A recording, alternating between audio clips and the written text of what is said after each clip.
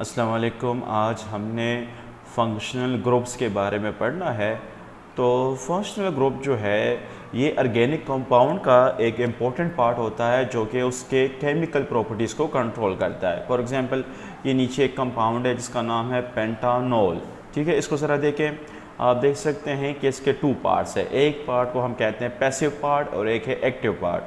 तो ये जो एक्टिव पार्ट है ये केमिकल रिएक्शन में हिस्सा लेता है। ठीक है, और तो इसलिए इसको एक्टिव पार्ट कहते हैं। इसी को असल में फंक्शनल ग्रुप कहते हैं, या इस तरह आप कह सकते हैं यही जो है ना ऑर्गेनिक कंपाउंड का फंक्शनल ग्रुप है। ठीक है, और ये जो पैसिव पार्ट है ये केमिकल रिएक्शन में हिस्सा नहीं लेता। ये रिएक्शन से पहले और रिएक्शन के बाद बिल्कुल इसी तरह होता है। इस पर कोई जो है ना चेंजेस नहीं आती। ठीक है, अच्छा। तो एक्टिव पार्ट जो होता है इसको फंक्शनल ग्रुप कहते हैं। ये एक एटम भी हो सकता है और एक ग्रुप ऑफ एटम भी हो सकता है। ठीक है, तो चले हम पढ़ते हैं इसके टाइप्स फंक्शनल ग्रुप के। जो आपके बुक्स में 8 टाइप्स का जिक्र किया गया है। तो सबसे पहले अल्कोहल का है, जो सबसे मोस्ट इम्पॉर्टेंट है वो अल्कोहल का फंक्शनल ग्रुप है। आपके सामने लिखा हुआ है, देखिए ज़रा, यहाँ इसमें OH है। ये OH सिंगल बॉन्ड के ज़रिए एक कार्बन के साथ अटैच है, और कार्बन के जो है ना यहाँ पे ये जो बॉन्डिंग है, एक ये और ये, यहाँ पे कोई भी चीज़ यहाँ पे अटैच हो सकती है। ठीक है, अच्छा। हम इस फंक्शनल ग्रुप को एग्जांपल से समझते हैं। आ जाए नीचे, इथाइल अल्कोहल को देखें ज़रा। ये जो इथाइल अल्कोहल है ना, आप देख सकते हैं कि इसमें OH ग्रुप मौजूद है, मतलब अल्कोहल का फंक्शनल ग्रुप मौजूद है। ये जो OH ग्रुप है ये कार्बन के साथ डायरेक्ट अटैच है, और ये कार्बन 2 हाइड्रोजन के साथ और एक कार्बन इस कार्बन के साथ अटैच है, और ये 3 हाइड्रोजन इस कार्बन के हैं। अच्छा, तो ये इथाइल अल्कोहल। अगर 2 कार्बन अटैच हो तो हम कहते हैं इथाइल, 3 कार्बन अटैच हो तो हम कहते हैं प्रोपाइल, एंड सो ऑन। ठीक है, अब दूसरे एग्जाम्पल इसको देखें। ये है प्रोपाइल अल्कोहल। आप देख सकते हैं इसमें 3 कार्बन है, OH के साथ जो है ना 3 कार्बन अटैच है। OH फंक्शनल ग्रुप है अल्कोहल का। तो आप देखें 1 2 3। ठीक है, तो जब 3 कार्बन हो तो उसके लिए हम प्रोपाइल का लफ्ज़ इस्तेमाल करेंगे, तो इसका नाम हो गया प्रोपाइल अल्कोहल। अच्छा, इसके बाद जो एक और इम्पोर्टेंट फंक्शनल ग्रुप है जिसका नाम है ईथर। ईथर में क्या होता है? ईथर में दरमियान में ऑक्सीजन होता है, और इस ऑक्सीजन के लेफ्ट साइड पे और राइट साइड पे जो है ना कार्बन मौजूद होता है, जो इसके साथ इस ऑक्सीजन के साथ डायरेक्टली सिंगल बॉन्ड के ज़रिए अटैच होता है। अच्छा, और ये जो कार्बन है लेफ्ट एंड राइट वाला, इसके साथ कुछ भी अटैच हो सकता है। ठीक है, अच्छा, तो इसको हम एग्जांपल से समझते हैं। ज़रा देखें, इसकी एग्जांपल एक है इथाइल मिथाइल ईथर। देखें, अब आप देखिए ये जो ईथर है ना, ये हम ऑक्सीजन को रिप्रेजेंट करेंगे। ठीक है, तो आप देखिए ज़रा, ऑक्सीजन के जो 2 साइड है, एक है लेफ़्ट साइड और एक इसका है राइट साइड ऑक्सीजन का। ठीक है, अच्छा, तो आप देख सकते हैं लेफ़्ट साइड को पहले देखें, यहाँ पे जो है ना इथाइल अटैच है, क्योंकि 2 कार्बन है। 2 कार्बन वाले को हम कहते हैं इथाइल। और राइट साइड पे देखें सिर्फ 1 कार्बन अटैच है। ठीक है, तो इसको हम कहेंगे मीथाइल। ये जो ग्रुप है ये मीथाइल है। ये जो ग्रुप है 2 कार्बनों पे जो मुश्तमिल है ये इथाइल है। तो पहले हम नाम किसको देंगे? पहले नाम हम इथाइल को देंगे। क्यों देंगे? इसलिए देंगे कि आपको पता है अल्फ़ाबेटिकली ई जो है पहले आता है और M बाद में आता है। ठीक है, इसलिए इथाइल का नाम पहले लिखा हुआ है, मिथाइल का नाम बाद में लिखा हुआ है, तो इसलिए इसका नाम हो गया इथाइल मिथाइल ईथर। अच्छा, दूसरा एग्जांपल को देखें।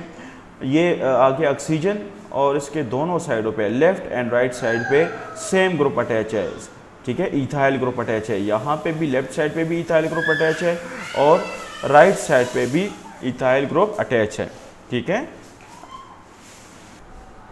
अच्छा, तो ये था ईथर के 2 एग्जाम्पल थे। ठीक है, अच्छा, तो इसलिए इसका नाम जो है हो गया डाई इथाइल ईथर। अगला एग्जाम्पल किसका है? अगला एग्जाम्पल है एल्डिहाइड फंक्शनल ग्रुप। अच्छा, तो ये एल्डिहाइड का फंक्शनल ग्रुप है। इसकी पहचान देखिए ज़रा, इसमें 1 कार्बन है, 1 हाइड्रोजन है, 1 ऑक्सीजन है। तो आप देख सकते हैं कार्बन जो है ऑक्सीजन के साथ डबल बॉन्ड बना रहा है, और ये कार्बन हाइड्रोजन के साथ सिंगल बॉन्ड बना रहा है। ठीक है, तो ये इसकी पहचान है, आपने इसको याद रखना है।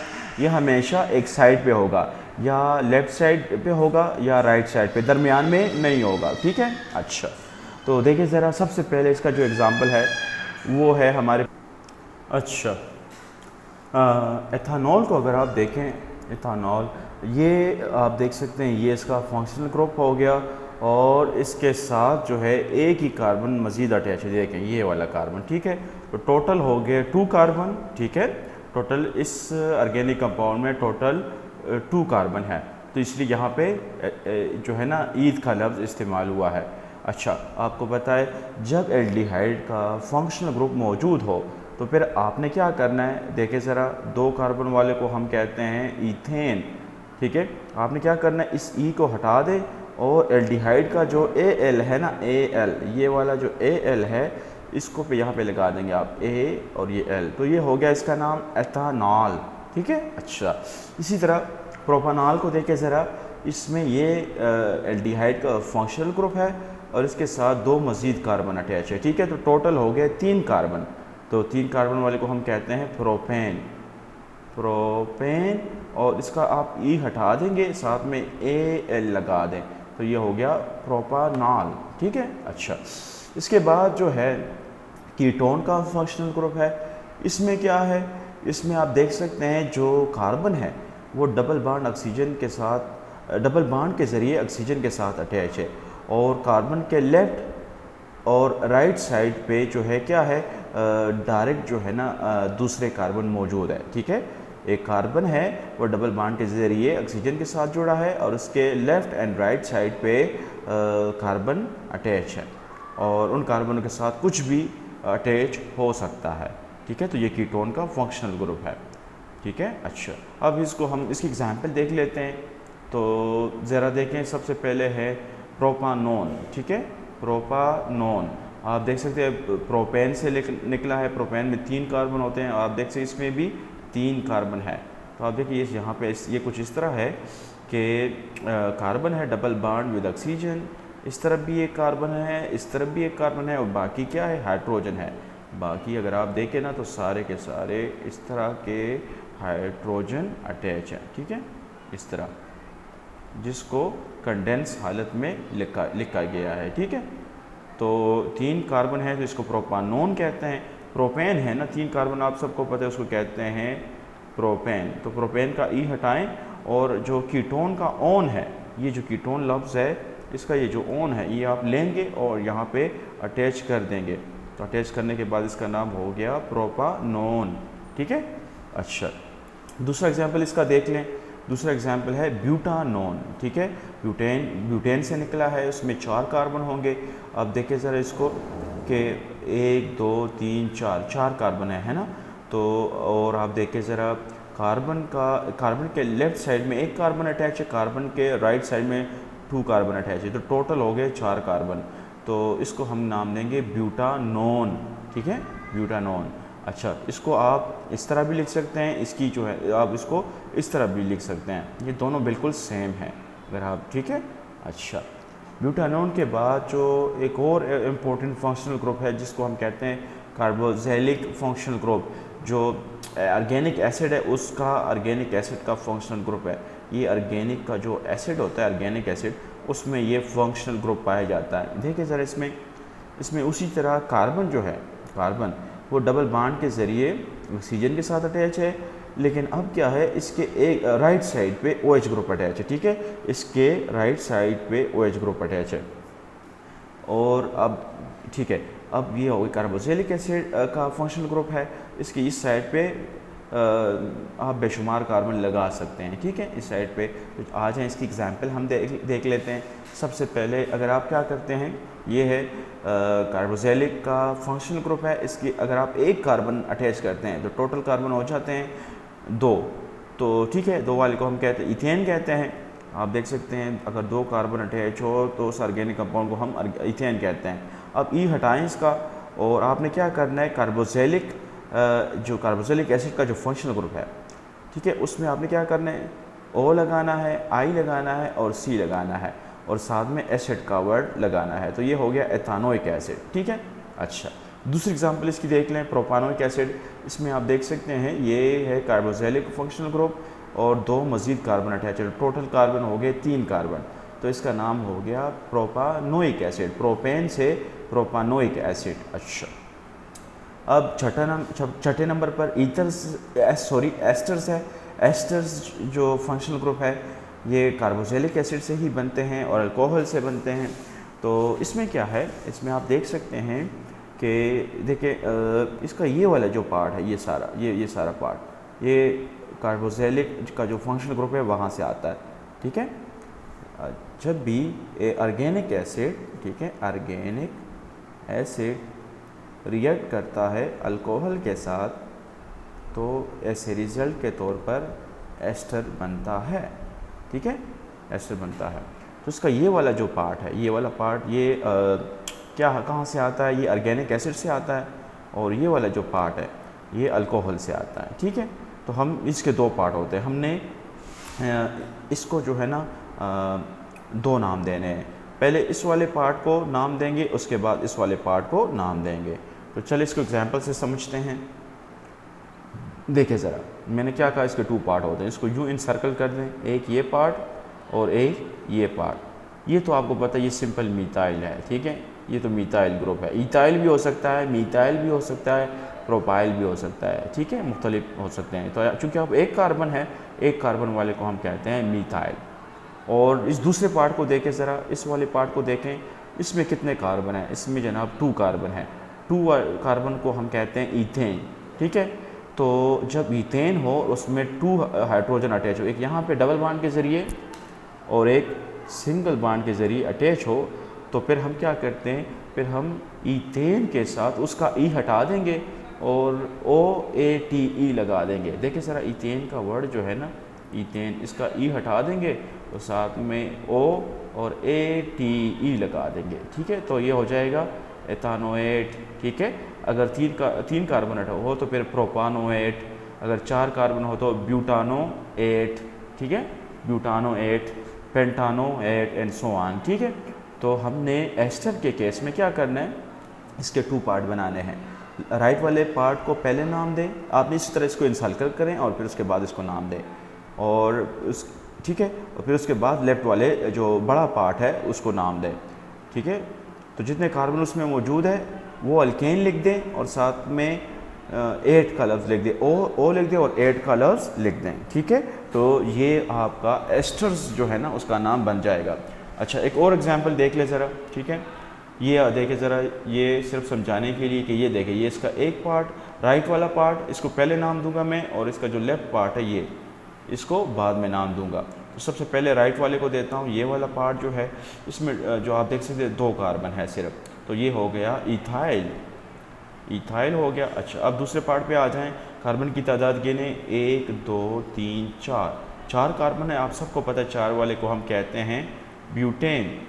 तो ब्यूटेन का ई आप हटा देंगे, हटा दिया मैंने, साथ में ओ लगाएं और 8 का लफ्ज़ लगा दें, ATE 8। तो ये इसका नाम पड़ गया, पूरा नाम पड़ गया इथाइल ब्यूटानोएट।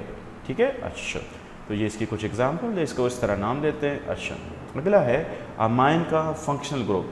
अमाइन अमोनिया से निकला है। अगर अमोनिया को आप देखें ना इस तरह, ये है अमोनिया का फार्मूला, अमोनिया। ठीक है, अमोनिया का फार्मूला है। अगर आप क्या करें, इस अमोनिया का एक हाइड्रोजन निकाल दें। अगर मैं इसको ओपन करके लिखूँ आपको ज़्यादा बेहतर समझ आएगी। ये देखें, इस तरह अगर मैं क्या करूँ, ये हटा दें, ये देखें, ये जो हमारा नाइट्रोजन है इसके साथ 3 हाइड्रोजन अटैच है। मैं अगर एक हटा दूँ, ठीक है, तो अब आप देख सकते हैं ये बन गया मेरे पास नाइट्रोजन के साथ 2 हाइड्रोजन रह गए और एक ये बांड, 2 ये हाइड्रोजन और एक ये बांड। ठीक है, तो अब ये इसको हम कहेंगे, अगर इसके साथ आप कार्बन लगाएंगे ना तो फिर ये अमाइन ग्रुप कहलाएगा। तो आप देख सकते हैं ये NH2 और साथ में एक कार्बन, और इसके साथ कार्बन के साथ यहाँ पे कुछ भी अटैच हो सकता है। ठीक है, तो ये अमाइन का फंक्शनल ग्रुप है। ज़रा हम बारी बारी क्या करते हैं, इसको एग्जांपल से समझते हैं। सबसे पहले है मीथाइल अमाइन। आप देख सकते हैं उस कार्बन के साथ हमने सिर्फ हाइड्रोजन लगाया, एक ही हाइड्रोजन है, एक ही कार्बन है, तो इसका नाम हो गया मीथाइल अमाइन। दूसरे एग्जांपल की तरफ आ जाते हैं। प्रोपाइल अमाइन को देखें ज़रा, अगर आप 3 कार्बन लगा दें, देखिए 1 2 3, तो 3 को हम कहते हैं प्रोपाइल, प्रोपाइल अमाइन हो गया। इसी तरह अगर आप 2 कार्बन अटैच कर दें तो ये हो जाए इथाइल अमाइन। ठीक है, ये इजी है, या आपने इसको इसी तरह कवर अप करना है। अच्छा, अगला है जो लास्ट है आपके, इसके अलावा भी फंक्शनल ग्रुप्स होते हैं, लेकिन आपके जो 10th क्लास में है सिर्फ ये है, तो मैं सिर्फ इसी को करूँगा। तो देखिए ज़रा, डबल बॉन्ड और ट्रिपल बॉन्ड भी फंक्शनल ग्रुप होते हैं, क्योंकि ये भी जो है ना यहाँ पे केमिकल रिएक्शन होता है। जहाँ पे डबल बॉन्ड मौजूद होगा ना वहाँ पे केमिकल रिएक्शन होगा और बाकी जो मॉलिक्यूल है उन पे कोई असर नहीं पड़ेगा। अच्छा जी, तो इसको देख लेते हैं ज़रा। देखें, डबल बॉन्ड वाले को पहले देख लेते हैं, उसके बाद ट्रिपल बॉन्ड वाले को समझते हैं। तो डबल बॉन्ड भी एक फंक्शनल ग्रुप है, ज़रा देखें इन दोनों को। ये देखें, कार्बन नंबर 1, अगर यहाँ से मैं नंबरिंग दूँ तो यहाँ carbon number 2, carbon number 3, carbon number 4। अब आप देखें ये डबल बॉन्ड कहाँ पे मौजूद है, डबल बॉन्ड जो है ना कार्बन नंबर 2 के साथ मौजूद है, ठीक है, यहाँ पे, ठीक है। तो इसलिए इसका नाम हो। अब और कितने कार्बन है, टोटल 4 कार्बन है। तो 4 वाले को हम कहते हैं ब्यूटीन।